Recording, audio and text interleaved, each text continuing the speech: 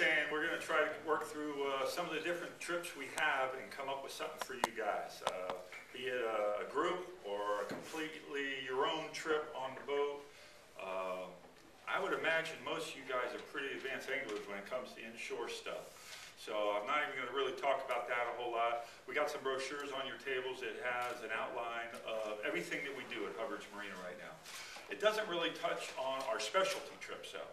What it has is the basic staple that we do, the half days, the night shark trips, and all days, the overnight trips. We do kayaking, and on the other side we have all kinds of other tours and things, ferry services and stuff. But you guys, how many of y'all have kayaks? About a third of the room. How many of you guys have boats up to about 25 footers? About 50% of you guys. And that right there covers all of Tampa Bay and out to about 30 miles offshore. So what I'm going to talk about is beyond that. We have been working in this area since the 1950s. My dad came down and started working offshore and has really developed that fishery. We started going to the Florida Middle Grounds in 1975. Yeah, it's an area about 100 miles offshore. Starts actually about 80 miles and runs up about 100 miles up to the northwest. And it's a rod and reel park where only vertical line fishing is supposed to take place. That is our main area that we like to go to on our overnight trips. We do our 10-hour trips, just can't get out there in one day. I mean, it is a solid, well, 70 miles, so you got to go really fast, fast and furious, or our overnight trip is designed to where we go to sleep and nap on the way out. We get out there about 8 hours, and we fish about 20 hours. Yesterday we fished 22 hours, and then come on back in. I just came off the boat this morning. I'm a little frazzled, but you know, I wanted to talk to you guys, and the show, the Real Animal Show over in Tampa, I got Tiger and said, when can I come over and talk to you guys? And this was it. I brought some samples actually, some of the different fish that we catch. I wanted to bring some bigger fish, but by the time I got done doing the jackpot, my crew gave my fish away. So it was like, I lost my grouper and I lost my amberjack to some anglers that didn't catch a lot of fish. And that's one of the things we really work hard to on the boat is teach people how to catch fish and then help them walk away with something. And a couple of the guys didn't have amberjack, so they gave my jack away. And another guy had everyone didn't have a grouper, so I lost my grouper. But I got a little strawberry grouper in here that's pretty cool. We had caught a bunch of these this trip. And the jackpot snapper was 8 pounds, but this is about a 4.5-pound mangrove snapper that we got. And then on our half days, those 5-hour trips are these gray snappers, or the Key West grunt. We got yesterday, the hub was out. The fishing is incredible right now. So if you can get out on your own boat, the fishery has just been fantastic with the closures. There's no pressure out there. I saw one boat offshore yesterday going out. Once we got about 20 miles offshore leaving the pass on Tuesday, till we caught back this morning, one boat, and it was a commercial boat on the south end of the grounds. Our all-day boat goes out, they might see 2 or 3 boats all day long. 15 years ago, the all-day boat, you'd see 30 boats. I mean, very common. There'd be someone sitting on a spot or an area where you're coming to. Same thing on the middle grounds. That just doesn't happen anymore with the fuel, with the bank, with all the closures. So that does a couple things.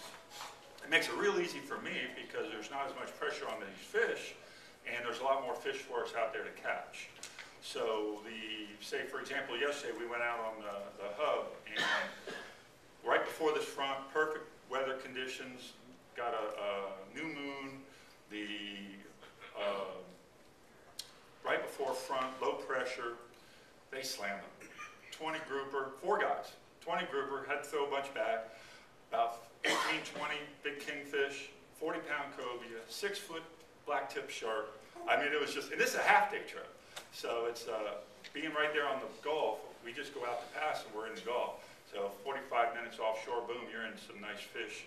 And our all-day boat, they're average about 20 to 40 head of red grouper. We've taken the Valencia Lakes out a couple times in Sarasota clubs. We look forward to taking you guys out.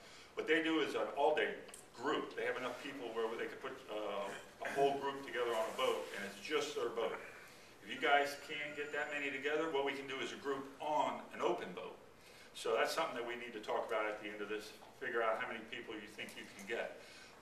40 people or more, then that's good. 35 to 50 people. And if you get that many folks, then we can put together a boat just for you all. Be it either an all-day, 12-hour, 10, 12-hour trip, or one of these overnight trips. The overnighters, this trip, we just came in this morning. We had about, for 20 people, we had about 200, an average about 200, 250 mangrove snappers. We had about 60, I think I put 75 on the log for red grouper, keeper red grouper. Didn't get as many as I wanted, but we got a nice bunch of red grouper. We had about 40 scamps. We threw back about 150 red snapper. I couldn't get away from those rascals. But we were in fairly shallow water. We vented all. We lost one fish. We had FWC on board. They always are doing their studies. We caught about 60 gags, threw them back. We landed about 15 kingfish. Didn't get any pelagics. That was frustrating. A couple trips ago, we had 17 blackfin tuna. I actually dragged a bunch of hardware. I had, because we're doing a pelagic trip. I had mentioned we do some specialty trips. This year, we're starting our pelagic trip. It's a 5-day trip. We leave Thursday and come back Sunday.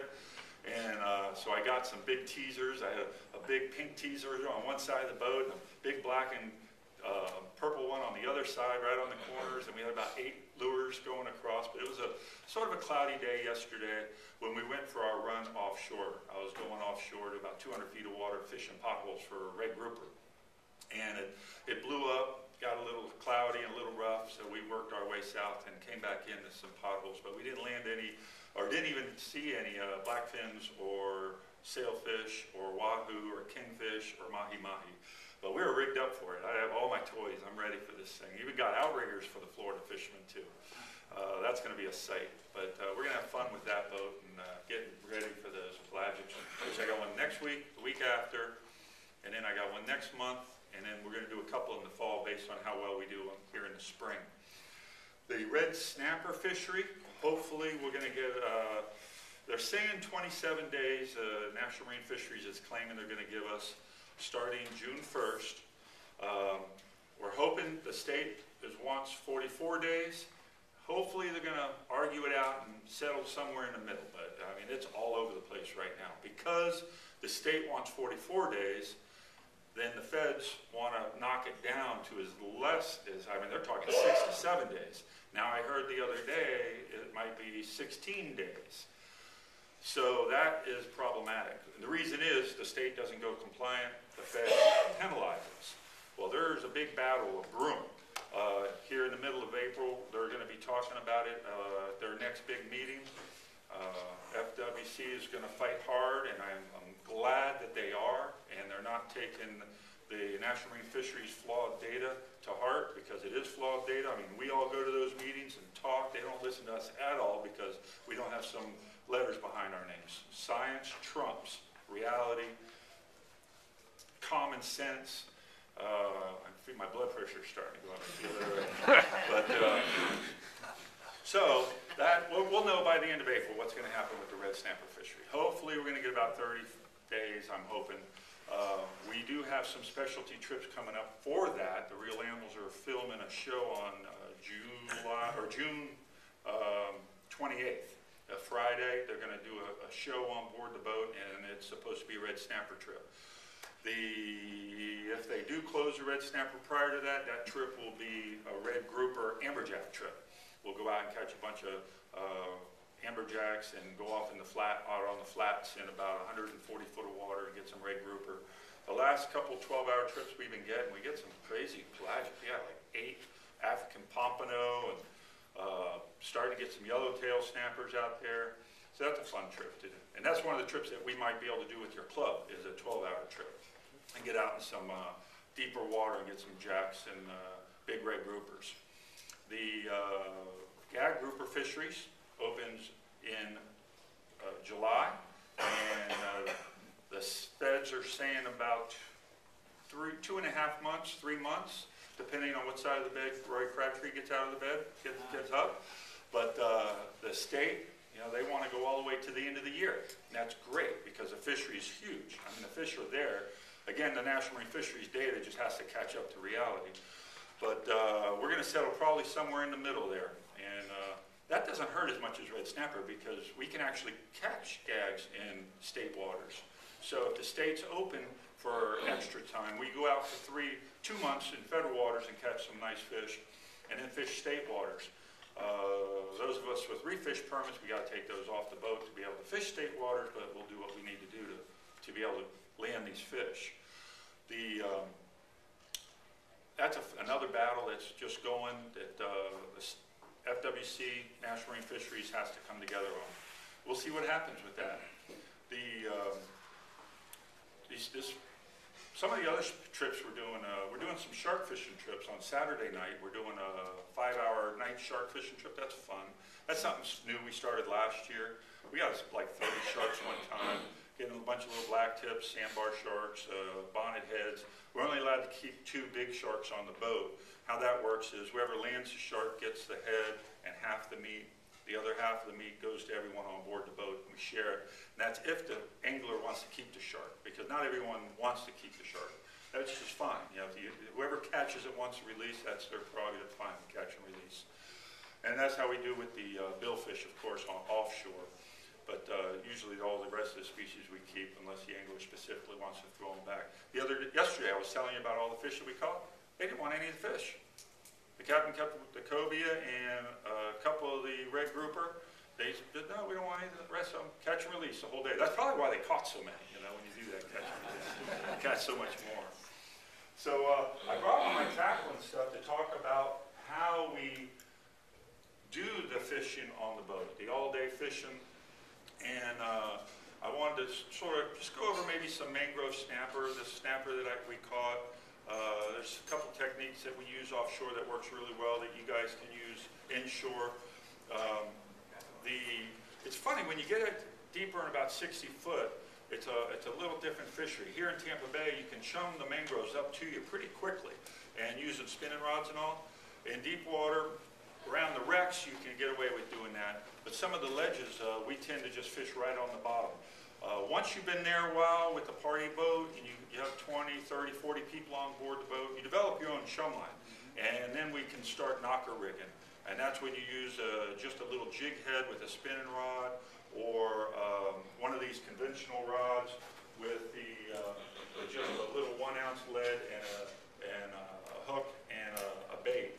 But I just fire down a big old chunk of bait on a double hook rig and a 6-ounce lead because, again, we're fishing 120 to 140 feet. Usually, if we're fishing the south end of the grounds and the west side of the middle grounds, we get down to about 140 to 160. So 6-ounce lead gets me down to bottom, and I hold bottom really quick. The mangrove snapper, if you're not going to finesse them up and chum them up off the bottom, then you want to get the bait right down to them. So I put a chunk of bait on there and use a pretty big sinker and get it right down to the bottom. Let that baby sit right on the bottom, and the mangrove snapper will come up and sort of sniff that bait and look at it a little bit, swim around it a little bit. And if you lift that bait up off the bottom, a lot of times he won't grab it right away. He'll swim off and then come back to it and have to go through that same routine, unless they're really aggressive. Then they'll hit the bait right in the middle, suck it in their mouth, chomp on it and spit it out. And then they'll pick up the pieces. When you're knocker rigging, or if you're here in the bay, you can just use little chunks and you chum them up. That's what they're doing. They're eating those chunks. When you're fishing deep water, you get away with one chunk and a hook, but what happens is the little fish will grab it. You'll end up with a porgy, a beeliner, instantly. Use a little bit bigger piece of bait, a porgy and a beeliner, they might come up and nibble out a little bit, and you just lift that bait up real slowly off the bottom, pull it away from them, and put it right back down real slowly.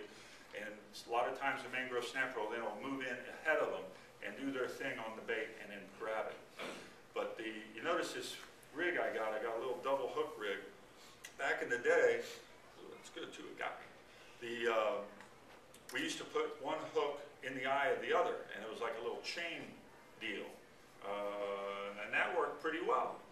About 8 years ago, some dudes started snelling these things together, and that has just been phenomenal. This is a far superior rig to catch mangroves. You can use it also for red grouper fishing. I got one guy that puts like 4 of these things and just puts them all up and down the sardine, and it's not a true snell knot. We talked about this in one of the other meetings. It's just, you run it through, run 8 wraps around it, and put it back through the hook. But it's sort of like a little nail knot using the shank of the hook. Because the second hook, it's impossible to do the proper snell. You can do the proper snell on the first one.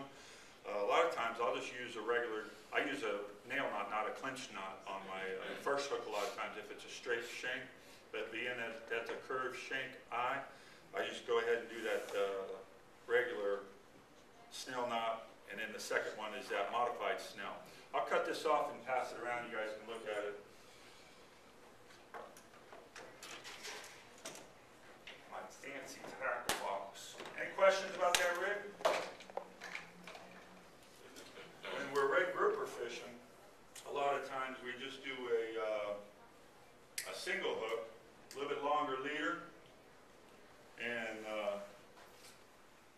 ideally, red grouper fishing, you drift. And you find a nice big hard area, the Swiss cheese bottom, or just hard bottom where you got some bait shows on the bottom. You start at one end of that hard bottom. A lot of times around the edges of that, there's some nice gags as well. But all across that hard bottom, you'll find red grouper. And you can use a nice piece of squid.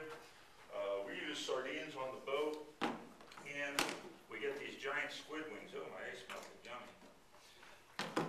It's still cold though. And these squid wings you can get, they're just from the big feral squids. They're like 8 feet long. And this is the thickness of the squid wing. It's like 1 inch thick. And these things come like a big square, and you can just slice them up. These are what we have on board the boat. And this is something like I would use on a red grouper, and just put the hook at one end and let this thing slide across the bottom. It's almost like its own jig or a rubber jig. You can use those rubber jigs and tip them with a little bit of squid or sardine. Very popular. This looks like a spro, but there's all kinds of jigs out there. Those things, a lot of them are designed more to catch us than they are to catch the fish. They do too, but pretty ones.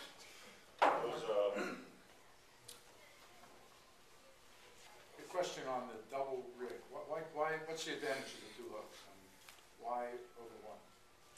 They,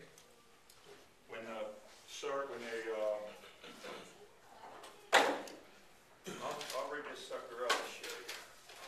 When this mangrove snapper hits this thing in the middle, you got one shot at him right when he first hits it. And what we do, rigging these up,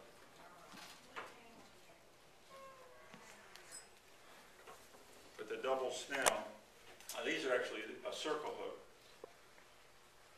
Put one in the front of the sardine, and you put the second one, your trailing, that's your leading edge hook, in the tail section, and it is a small end, is what's getting dragged through the water.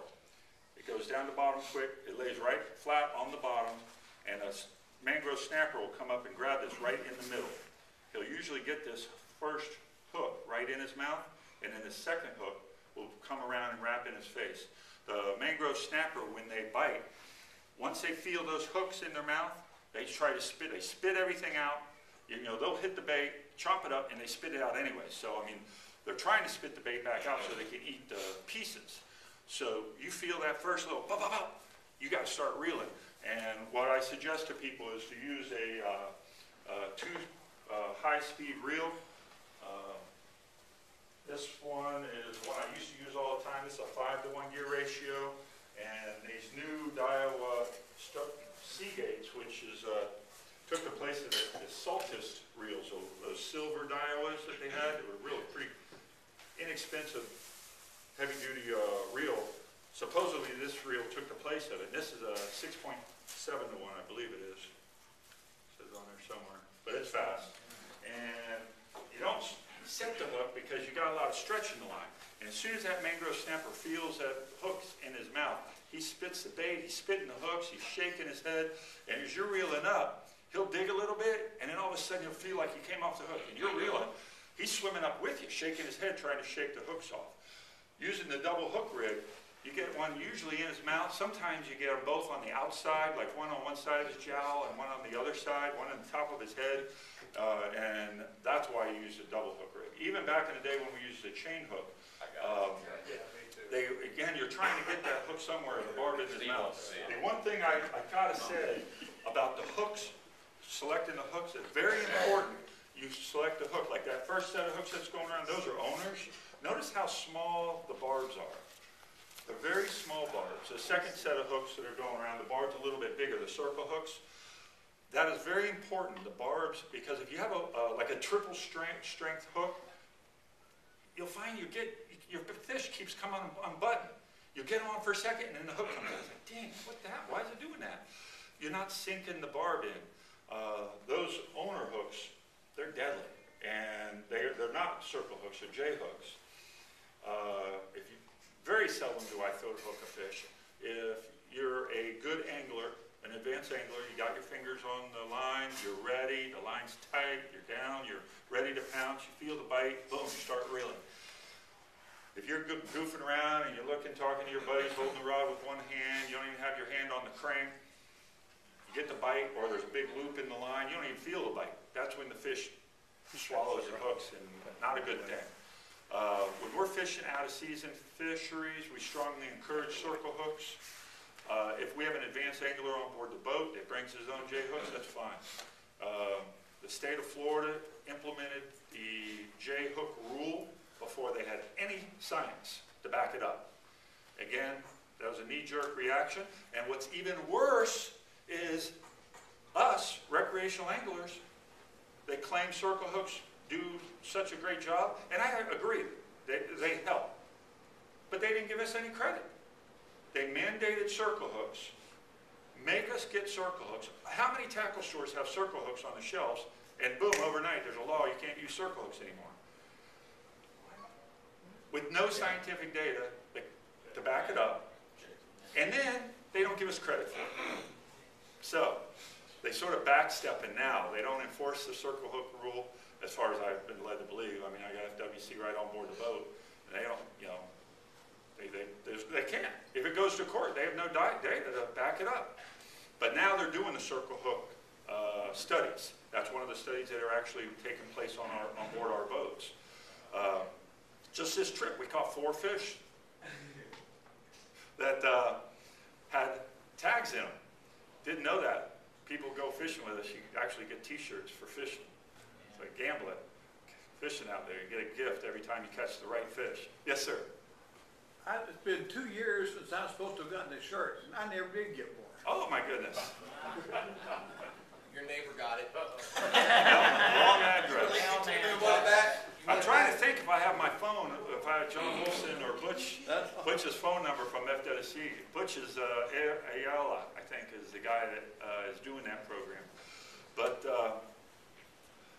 the other thing that, just a funny side note about this whole mandating things like venting tools offshore.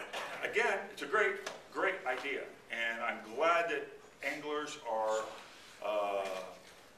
ever mindful of trying to help the fishery, and people are using these venting tools, and they work. Or a nice little knife, and just do it the right way, and these fish are, rather than poking them in the mouth and popping their belly. But again, they mandated something to us, the American anglers, and they didn't give us any credit for it. Nothing. Make us go buy the stuff, we go out there and do it, proves it works, they claim it works, they claim it saves all this many more fish, but they don't give us any extra fishing days. That just kills me. They claim 50% of every fish we catch out there dies. Even when the fishery is closed, you're out there fishing for other fish, gray snapper or whatever, mangrove snapper. When they do that phone survey, they base so many people that have fishing licenses are still out there fishing. and you still catch so many bycatch, and 50% of that bycatch dies. That's what they claim. That's what we're getting penalized. But reality just isn't the case. They did a mangrove snapper study FWC did last year, and it's like 4 to 5% of the fish die. We've caught the same red grouper 4 times offshore.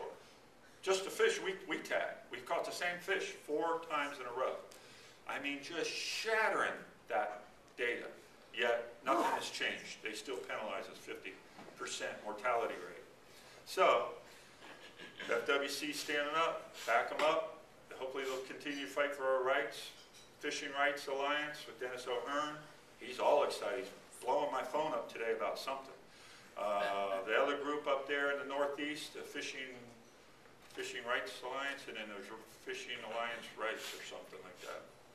But 2 different lobbyist groups that are doing a lot for us, recreational anglers. Lots going on with our fishery. We got to fight to keep it. Yes, sir. You talked about the double hook rig. Yeah. What I generally do is buy a 7/0 open eye hook and crimp them and put them on.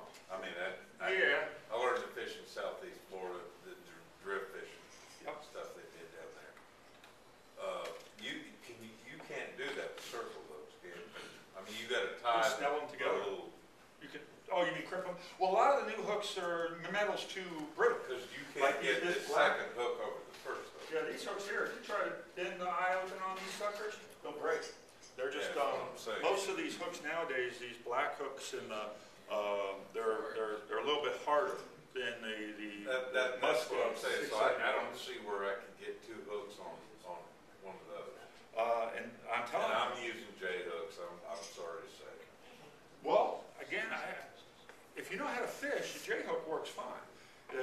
If you're in real deep water, J hook's not necessarily, they sometimes will gut hook a fish. That would be to my second question. Do you use braided line? Yes.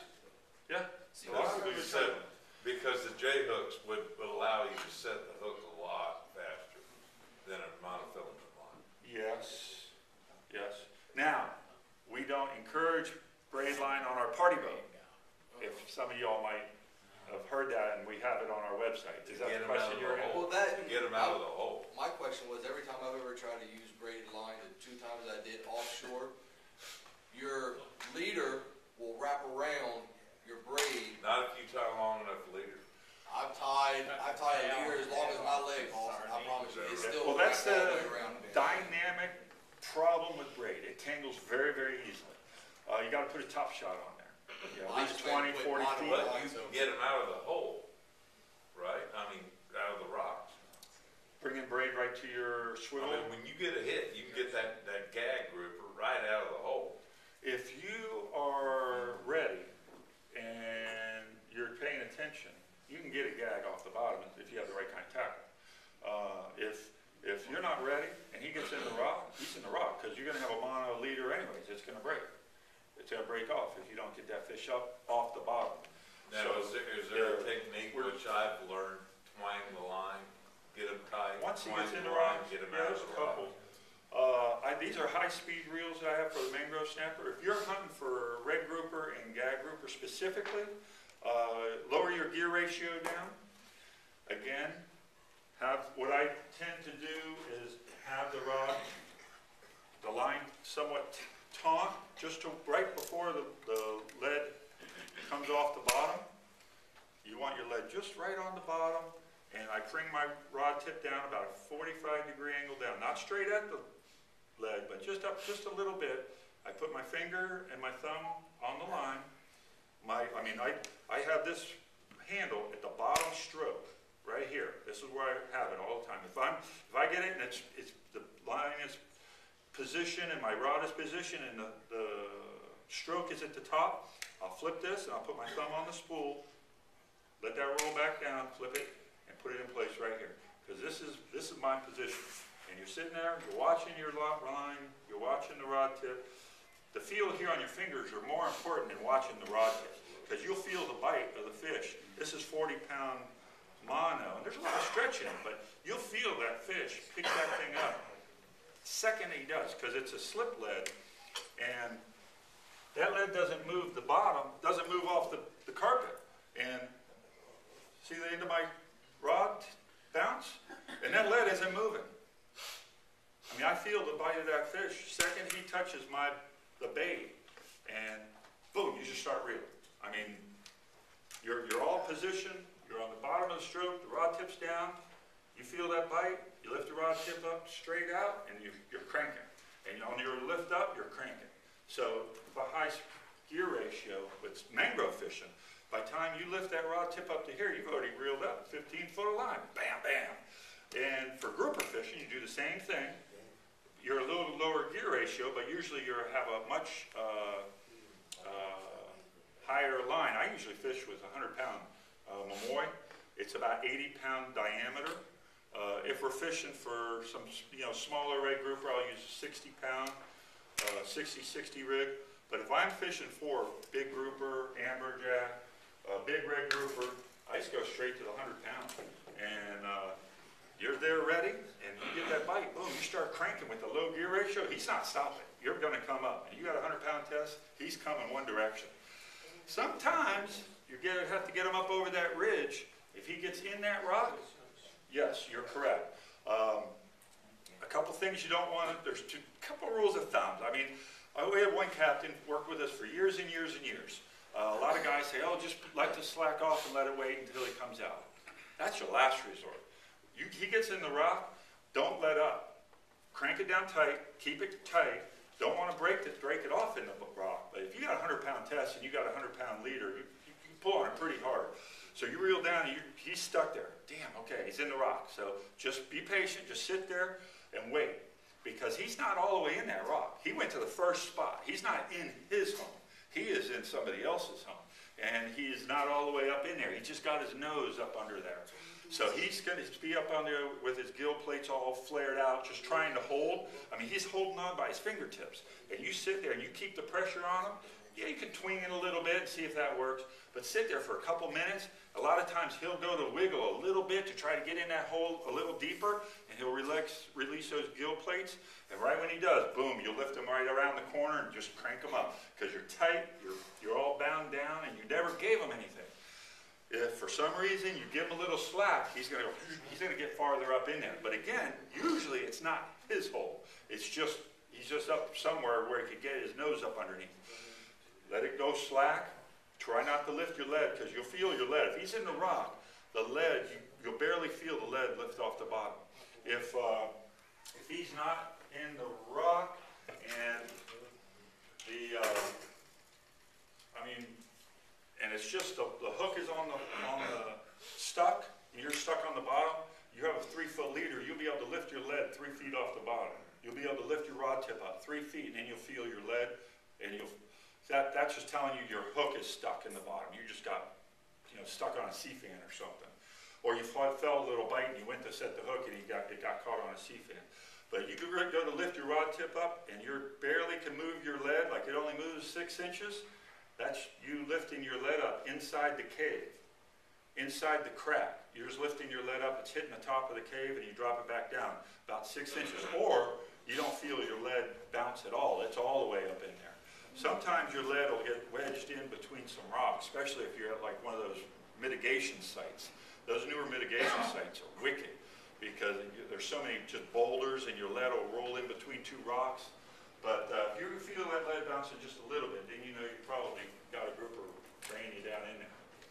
One more quick question. Do y'all deep jig at all? Yeah.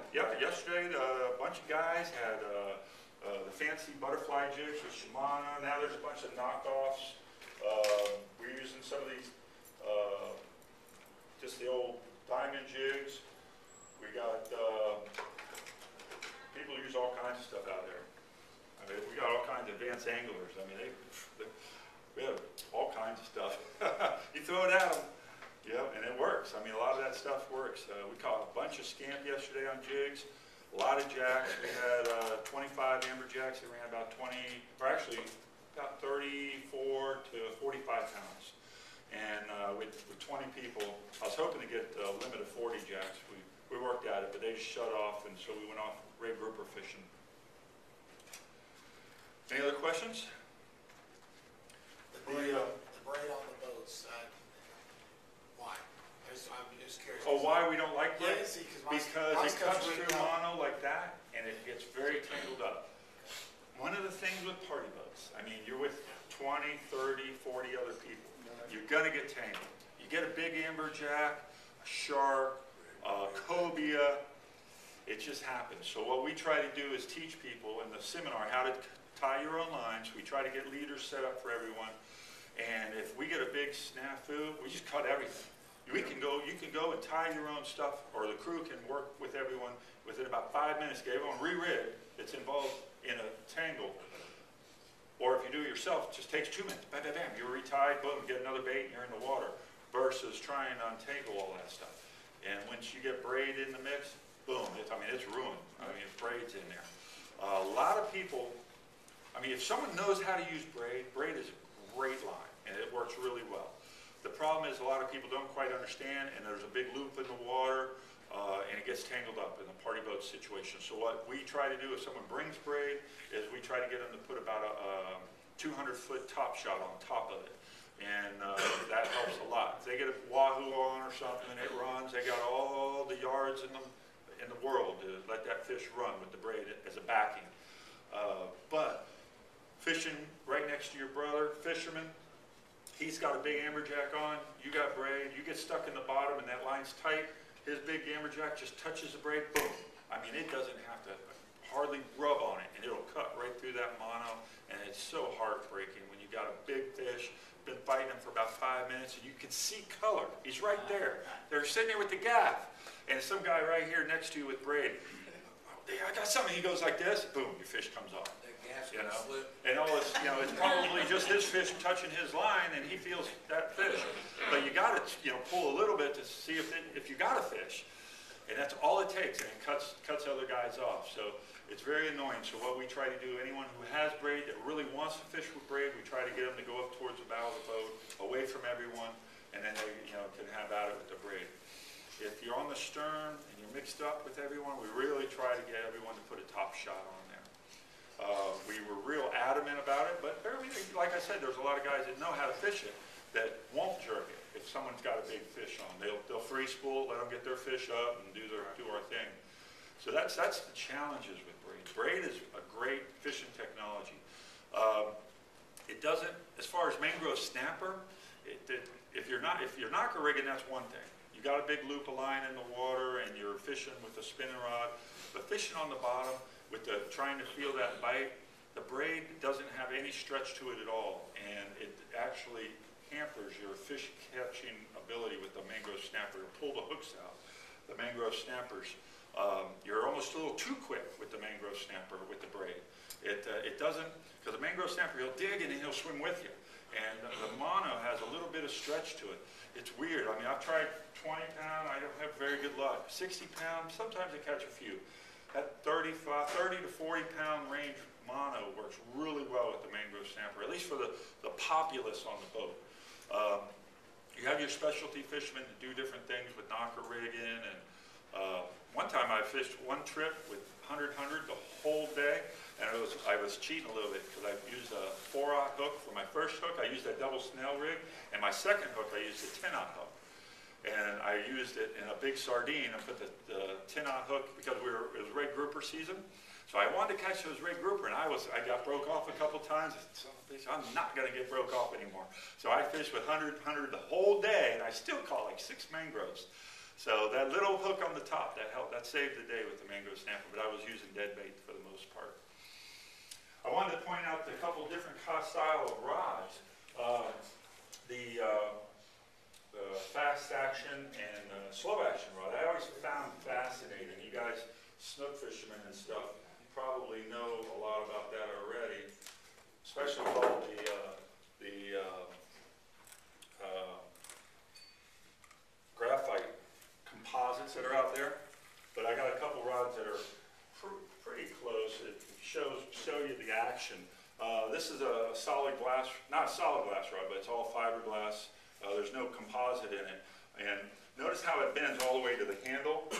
This is a very slow action rod. You just get the bite and you lift it up. I mean, the thing bends all over the place. It's like a giant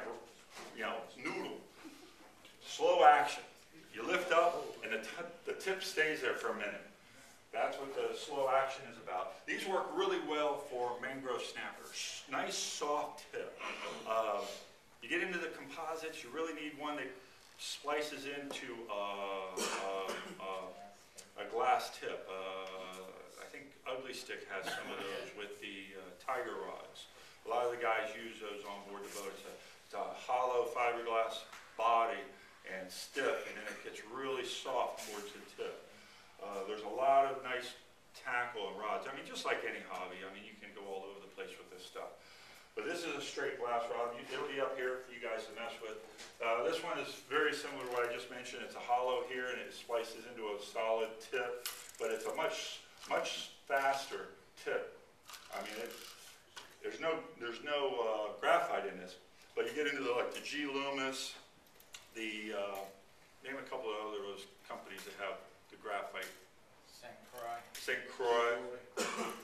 They have those graphite rods that are super light, and man, are they stiff. And it's just amazing how thin that rod is and how stiff it can be. The new jigging rods from Shimano, these are our regular rental rods that we use. This is our half-day rod that we use. It's just a dial beef stick. Fairly slow action. It gives you enough action to where you can have fun with those little gray snappers and occasional red grouper with this. And then this is our all-day and overnight rod, which is a knockoff of a star rod. I had these built, and it's a star rod guide arrangement, but we added 2 inches to the butt and about a 9-inch foregrip with a tuna grip, making it a little bit easier to put up under your arm. And with the extra 9 inches here, you can put it on the rail, getting those jacks. We had a guy, like 45 guys together on this trip. They were all bass guys. They never fished salt water before. So they're there like this with the rod in their left hand, trying to catch amberjack like this. And they were just, couldn't do anything with them. I said, come on, man, get in front of it. Finally got him put it in here, but he still put it under this arm. And he's trying to reel like this. So he's like there with a bicep trying to bring up these jacks. He was really having a hard time. I couldn't get him to switch to this side, to put his elbow on his hip and use his legs. I just couldn't get him to do it. So eventually got him to put this rod right on the railing and used the railing, and he bent his knees down and then reeled down this way, bend it down, seesawed on the rail to get these jacks up. And it was a big guy too. These rods are pretty bulletproof. If they were going to break, they would break the first couple months of use. Now they're well seasoned. That's what we use for our rental rods. And then 60 pound on the big rods and 40 on the lighter rod. You guys, if you come out with us, Advanced Anglers inshore, I'm sure you have some nice snook spinning rods. Those would probably work really well for the gray snapper, mangrove snapper, and even the red grouper. If you have like some with some 60 pound braid and about a 6,500 or an 80 or 90 spinning rod, or of course like a 3/0 pin or Daiwa, or they got all these new jigging rods now too out there. So that is yeah. Anyone have any questions? I'll keep going.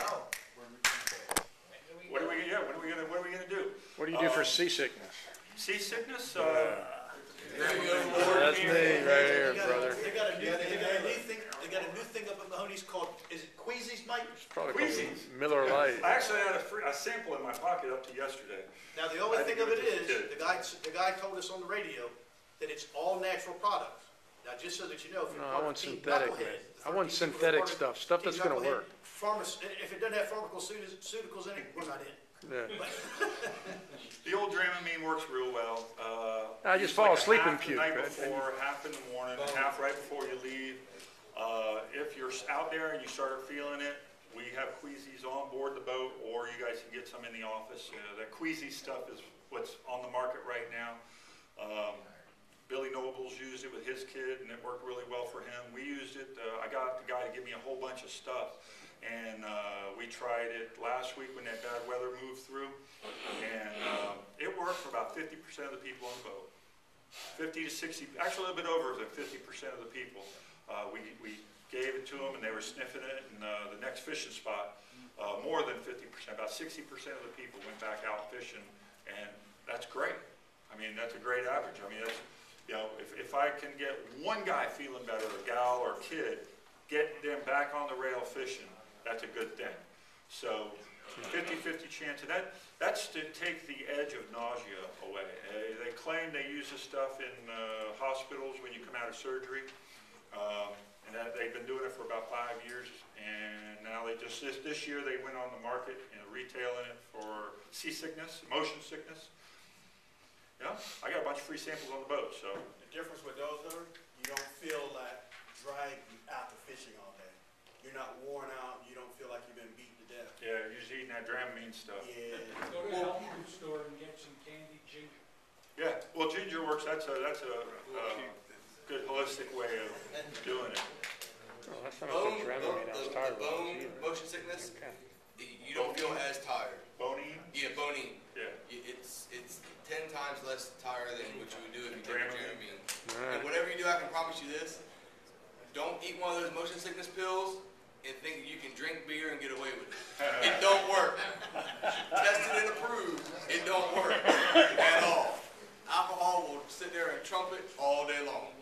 So, a couple of things we're doing. I mentioned those specialty trips. We're doing some deep drops too this year. We're fishing about 400 feet of water.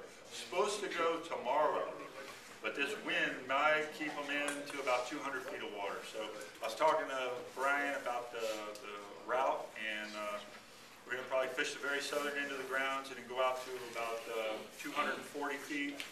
And if it'll let them, we're going to go out a little bit farther in an area called the Stickies out there. Right at the 400 foot mark, it drops off to 800 feet. But we haven't fished the Florida there before. We got about 1,500 feet of rope on the boat. So we got a little bit of rope as long as it's not blowing real hard or the current ripping really bad. If it is, we just come back in a little bit. But it's just 20 more miles farther out than we normally fish. So we're going to go out there and give it a shot. I've been touching about 260 regularly last year and caught some beautiful fish.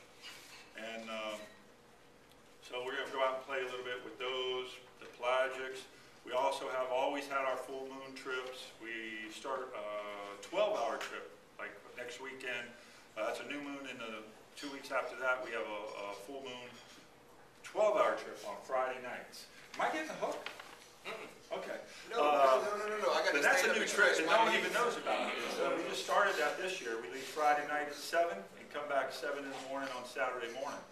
That works out. If you don't have time to go offshore or the finances to do the long-range trip, and what we're doing is fishing for mangrove snapper on that trip. We go down, fish some of the mitigation sites, the pipeline, or some of the ledges right along that area. TI2, they have 4 wrecks out there now. I towed 2 of them out for the guy, private individual, private citizen, putting his money up, buying wrecks, cleaning them, got the permits, and is towing them out there on his own. A giver to our fishing industry and to the recreational angler. But being that it's a wreck in the Gulf of Mexico, it's public records, but some of those TI2, it's unmarked. It is in the Pinellas County website, and it's a great wreck. It's 27 miles southwest of Johns Pass, about 25 miles due west of Paso Grill. And yeah, I encourage you guys to fish that area. It's a really good area. And they got 4 wrecks there right now, just north of the pipeline, about 4 miles. Have you heard any reports about that area that sunk about 10 years ago up towards the Panhandle? They did one just like 3 years ago. You mean south of Panama City and Destin? Was it only 3 years ago? Yeah, I believe so. Oh, time flies. I know it was 10 years ago. Your Kusky? They sink one about every 2 or 3 years up there. They have a great reef fish program there in the Panhandle. I mean, they used to let you buy automobiles and they take them out on barges and put them in your private numbers. But Pinellas County in our central West Florida area just won't let anyone do that. Maybe because they have their own reef fish program with their own public funds that they try to get money for. But this guy I was talking about somehow worked it out. I mean, I used to drag my own stuff out there, and I got caught once, and the guy let me go. I was like, ooh, I'm not going to do that again. And then another captain friend of mine got caught and got fined big time. And so I got away with it one time. I'm not going to do that anymore. I got some derelict boat sitting in my backyard for 5 years. My wife's all over me to get rid of it. Now I'm going to have to take it to the boat ramp and pay to get rid of this thing.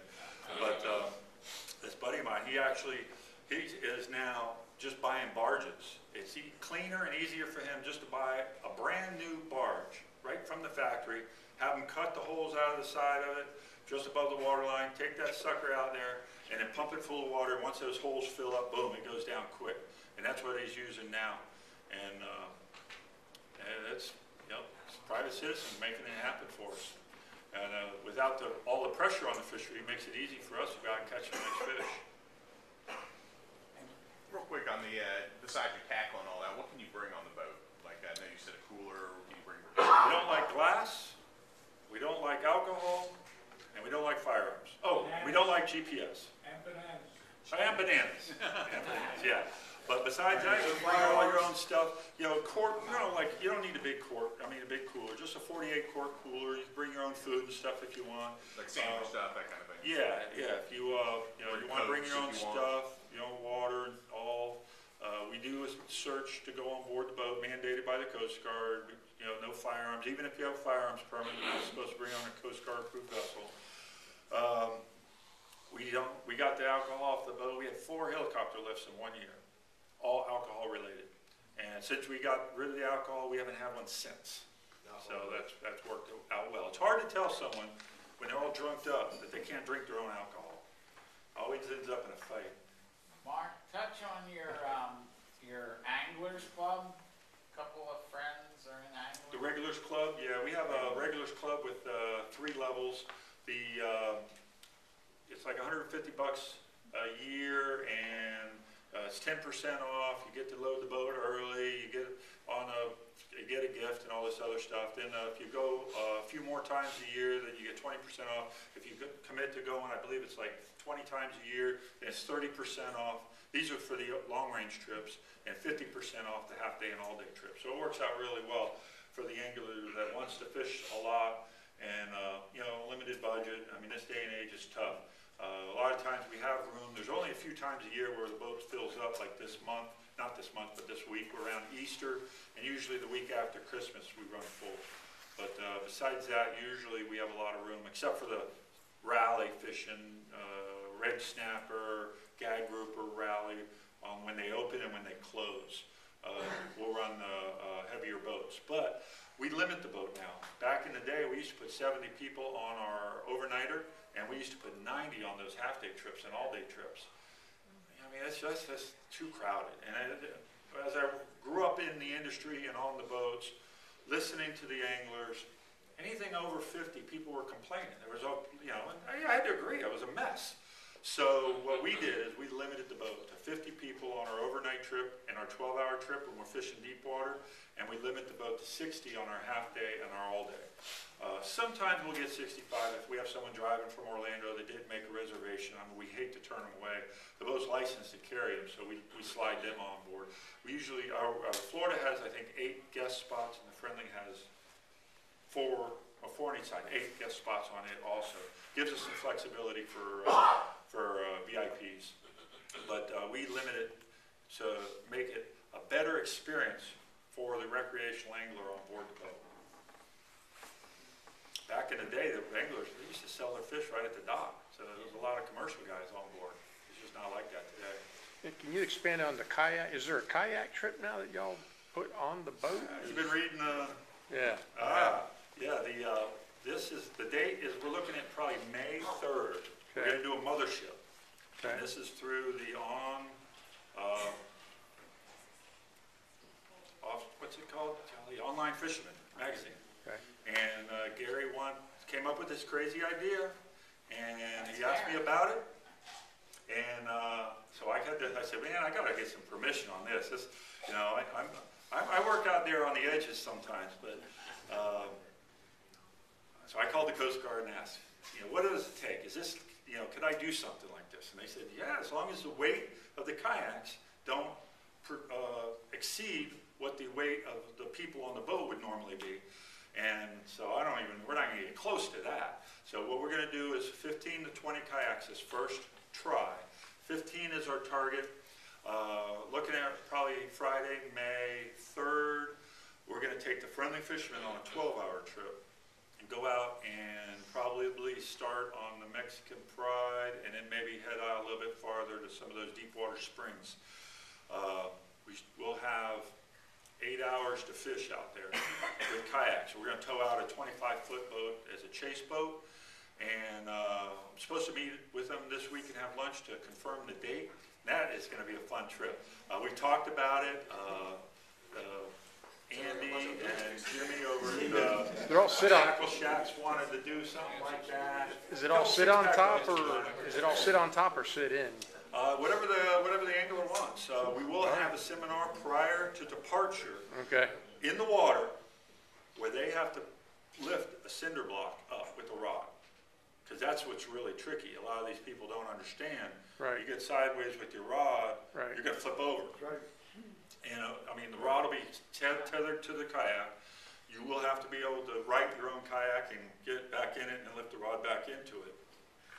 I don't know what the tournament rules will be if you get assistance, if you are disqualified with that particular fish.